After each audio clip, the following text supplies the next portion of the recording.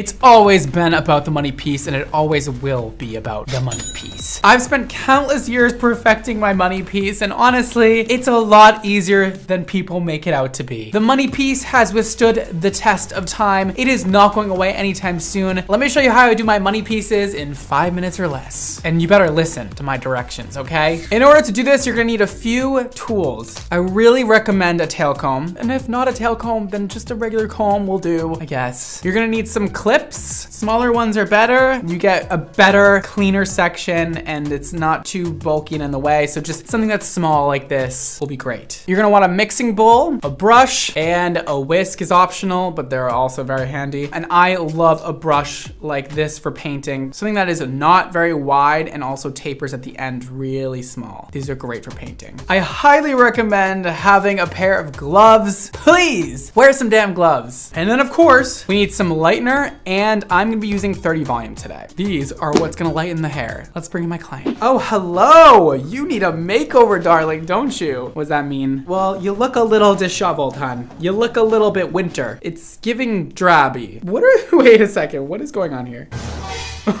Why are your layers so short? Did I do this? What is this?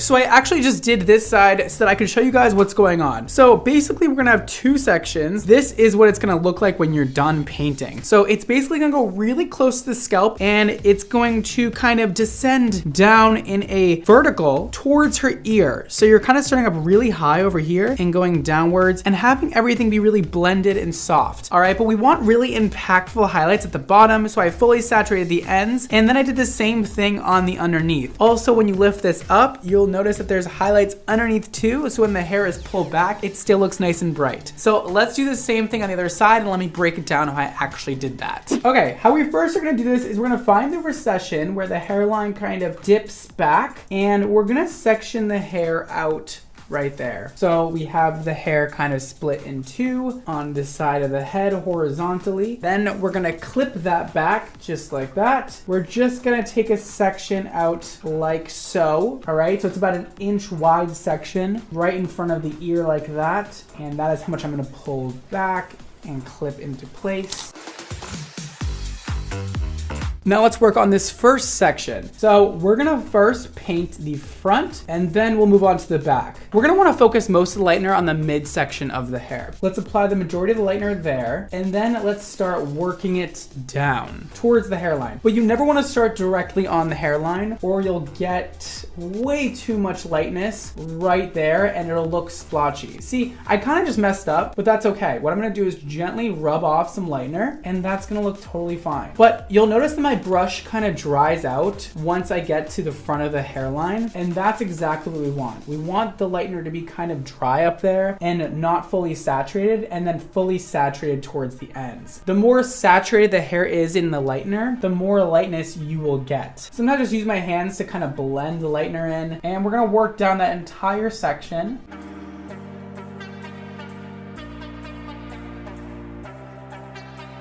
And that looks great. Let's get a bit more lightener on there, and let's switch over to the back side. I'm gonna pull the hair forward, but do not touch your face with it. I'm gonna hop on the other side to show you this. I'm now pulling the hair forward towards the face, and we're gonna now paint the back of the hair. We're gonna do the exact same thing on the back.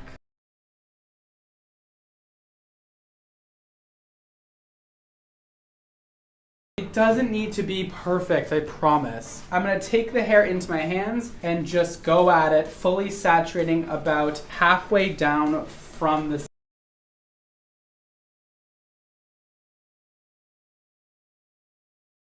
and I'm actually going to use my hands to really mush in that lightener to get it really.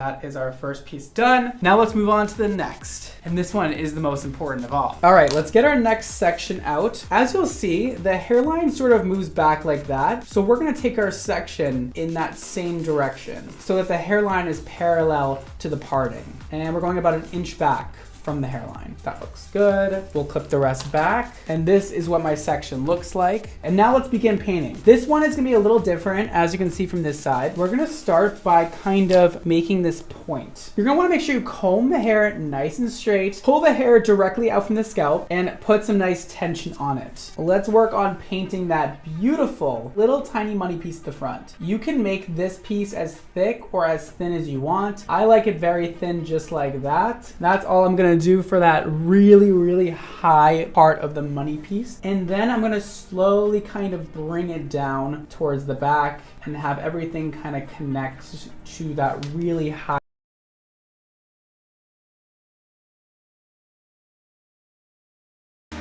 This is where I'm at right now. I'm gonna blend this a lot more, but this is what I'm saying. It goes really high in the front and it's going down towards the side.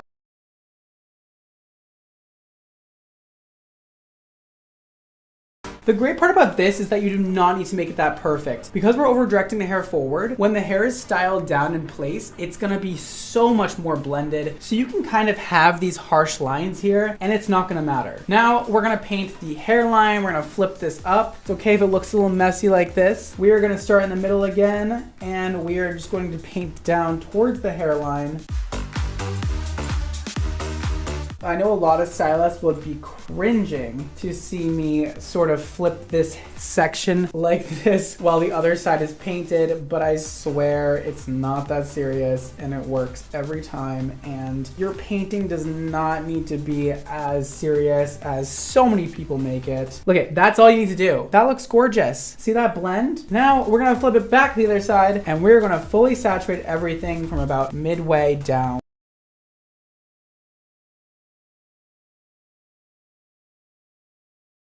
Really make sure you get everything. You do not want any spotting or places that you missed. Really saturate the hair, move it around, go side to side, up and down with the brush, and make sure you don't have any unevenness. Like if you see this on the hair, that line right there, you do not want that. Your hair will not all be even. Put light pressure on the top surface of the hair to make sure all the lightener is even, okay? You can do it.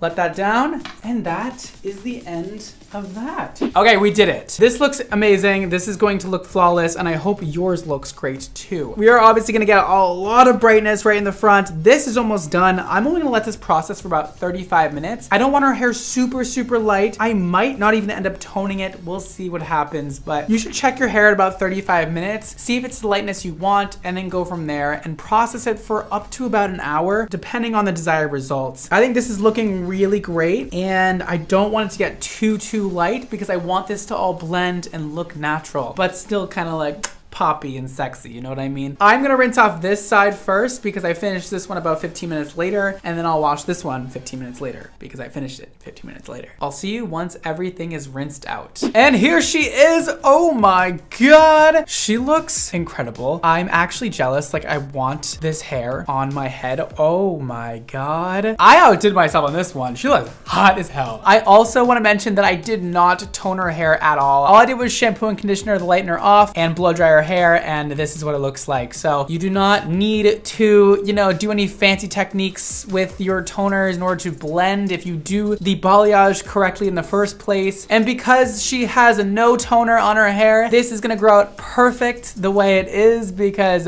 you know, sometimes once those toners fade off and that root smudge fades off, it's not looking too cute. This is gonna grow out amazingly, and yeah, she is super blended at the root area. Everything looks stunning. It even looks great with the rest of her hair being dark, and it just really lightens up her face and makes everything really come together and look so sun-kissed and gorgeous.